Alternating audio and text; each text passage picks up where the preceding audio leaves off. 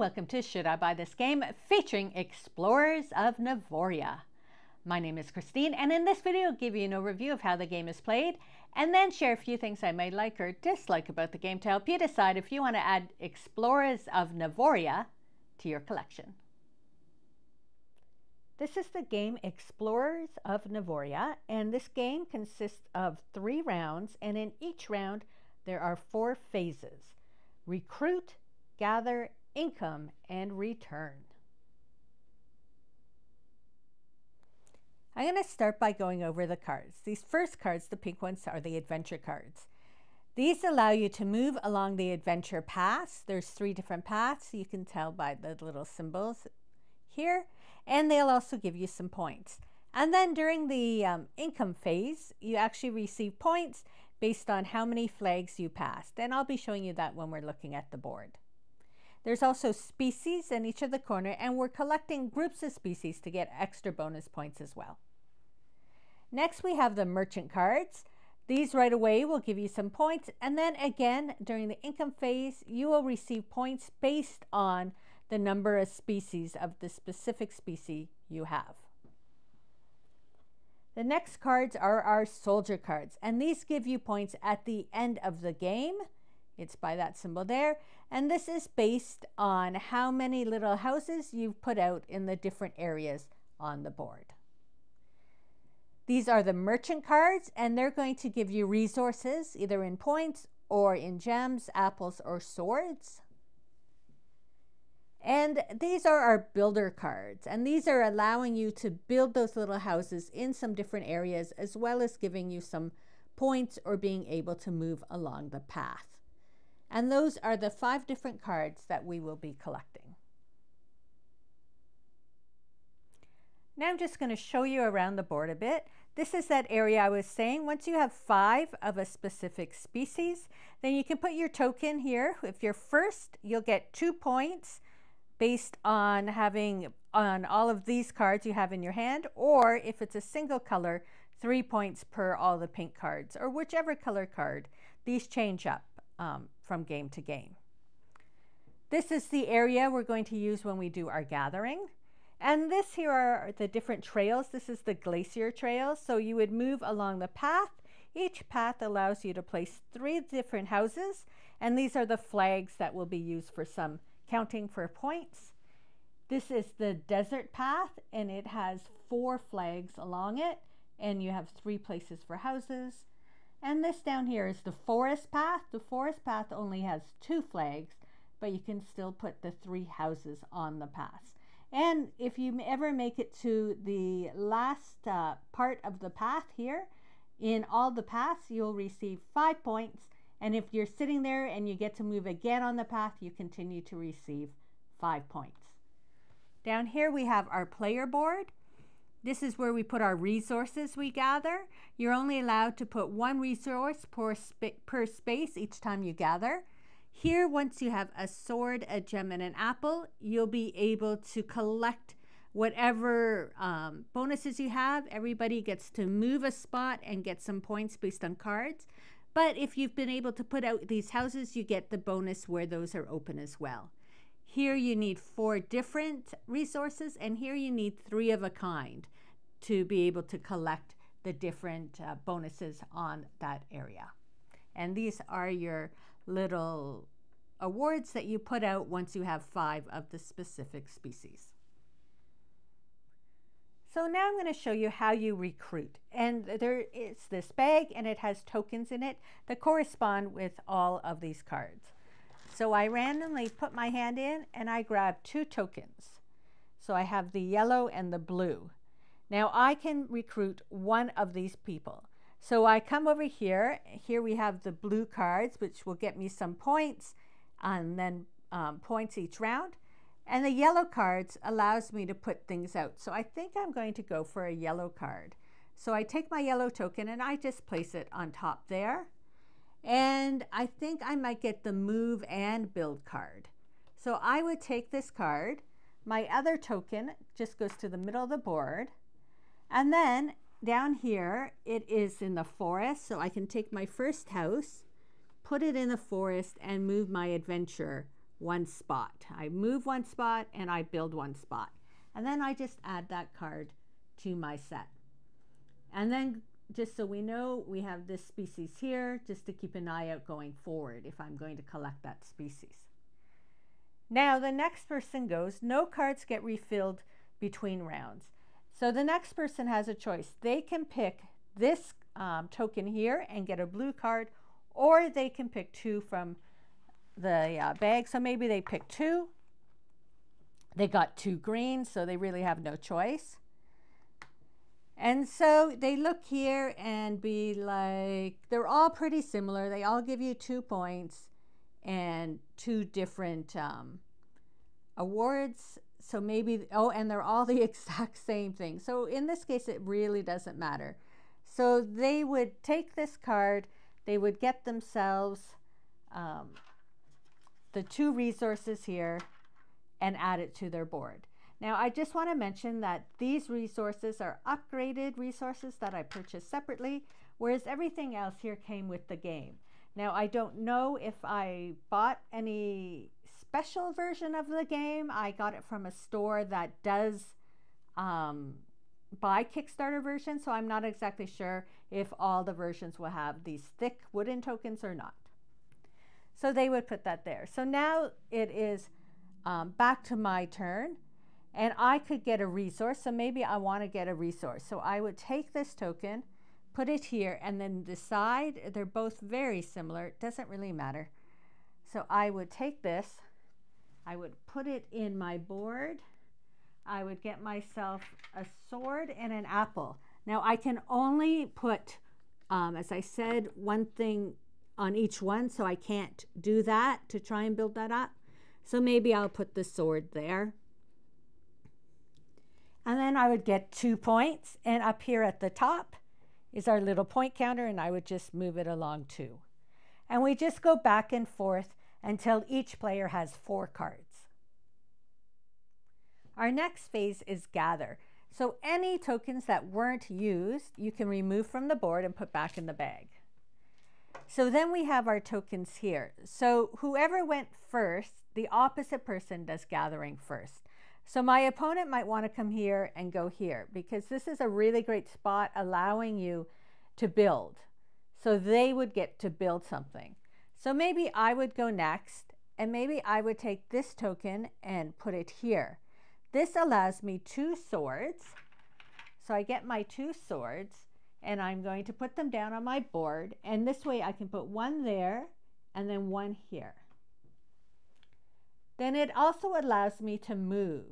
So I'm going to come up to my glacier where I was able to build a little house and move my guy up to my house. And that would be my gathering turn there. So then maybe next my opponent goes and they would want to collect resources. They would put it there. So now I have a choice. I can get points, I could get 2 resources, or I could get 2 crystals and 2 points. So maybe I'm going to do this one, because by getting 2 gems, I will unlock this area. I now have a sword, a gem, and an apple. So I would take these and return them. I would now get 2 points here. I'd be able to move on the forest, and I get a point for every green card. And I currently have 1 green card. So I would get 3 points and move along the forest. So I would move here and then up above get 3 points. So my opponent might go and they're like, I'm going to do this to get the 6 points. So I get this one, which allows me to get an apple and a resource of my choice. So I'm going to get a sword. So if we go back down here, I put the apple and the sword. I've now completed this one. So these would go away. I would get 1 point. I could move on the glacier, and I would get a point for every green card. Still, I only have 1. So I would get 2 points and move on the glacier. 2 points and move on the glacier. And that is how the gather phase works. The next phase is referred to income. And that's with these cards here that I showed you that had a C. So in this card, I would get a point for each flag I have passed. So here in the forest, we have a flag here, and then my little adventurer. So I have 1 point. Here, I have 1 point because he passed 1 flag. And here, again, it's 1 point. So I get 3 points for this round. The final phase is the return phase. So all your adventurers have to go back to wherever the last house is from where they are. So he could go here because I was able to build a house here. Whereas this guy, I have no houses, has to go back to the beginning.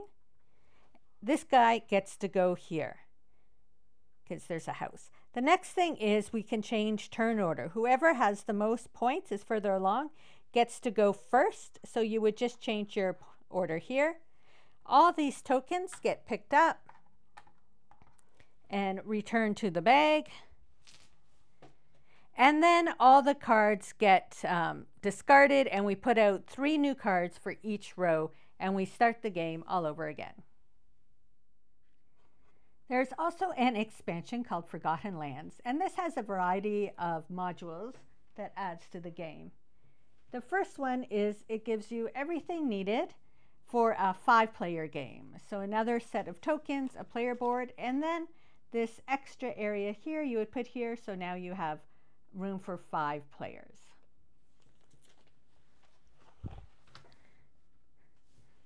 They also give you these different tiles that for each round you can place in here, and it would just give you, when you're playing with first, second, third, instead of people getting points, they would get different benefits, and those would change up with each round. There are also these tiles here that you could get different benefits because we're going to be adding in some scrolls, so depending, you can get different benefits throughout the game and that when you play.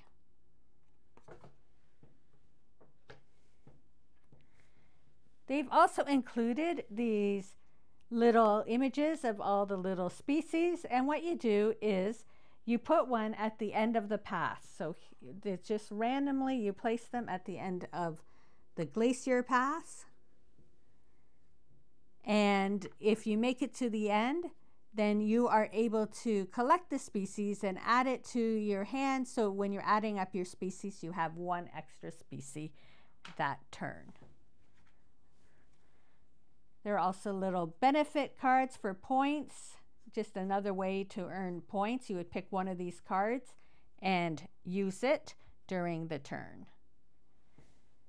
And then the biggest thing is there's a new set of cards. So there's a new area to place on the map. There are new tokens that will get placed into your bag. And then there are new cards. So down here at the bottom, you could just place your cards, have a little area. And then what these cards do is there are no species, but they are double colored. So when you're counting how many cards you have a specific color, you can add this as a blue card and a green card. And then you get the new scrolls, which will help get those bonuses they've added in. There's resources, there's points, you'll be able to move. They all do something a little different. So it's another card to add to the system in terms of playing the game. The expansion also introduces the solo mode. And for the solo mode, you would get 2 cards. This card allows you, every time you use an apple, you would receive a point. You would put your apples here once you use them, and once you use 5 apples, you'd be able to move on the forest track. This one, you decide if you're playing with your difficulty level. If you're playing easy, you will receive a blue card to start. Medium, you would get to move 1 and get a gem. And if you're playing hard, you don't get any bonus. Then later, when you collect your scrolls, you can use them to change up stuff. And at the end, you would get points based on blue cards. And there's a bunch of different cards like this. The other thing is it has chapters in a book. So for this chapter 1, it says additional setup is to place these solo tokens where the flag is. So you'll see here, everywhere where there was a flag, I placed a solo token. And once you move to that spot, you get to turn it over and then get the bonus. So this would be to get a resource of your choice, and you would add this to your collection. Because to win, you need to have 6 of these tokens to win. You also need a certain amount of points, and all your explorers need to have moved at least 3 spots on the track to win chapter 1. Now the thing though about the solo mode is otherwise you are just playing the game by yourself. There is nothing that's interfering in your game. There's nothing that's being placed to hold a card from your opponent. Otherwise you just play the game, take the cards that you want, take the resources that you want in gathering, and you're just trying to get the most points that you can. So overall, we really enjoy playing Explorers of Navoria. And to start with, we really love the artwork of the cards as well as the different benefits of the cards. It just gives you that strategy of which card do I need at this point. The blue cards, because they give you points per round you might want to get, whereas the orange cards are end of game. So you might hold off getting those because they may not benefit you. However, you do get 2 of the species. So if you're trying to claim a certain species, it's a good way to get those species quick. So you're trying to figure all this out of which card you should get at which point in the game. And it's only 3 rounds. Then when we move to gathering, there's a lot of great things. The first one, of course, is always the best. So you're really looking to be like, this pink one is always the first one we always go to because it's the only place where you're able to place a house during the gathering phase. But we're always looking at the different options here and how it can work.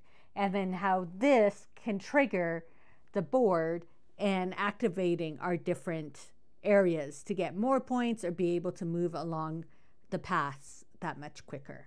So there's still, I'd say it's a medium light strategy game. There's just enough strategy to keep you playing. It plays fairly quick, so you can play a couple of games back to back depending on your player count.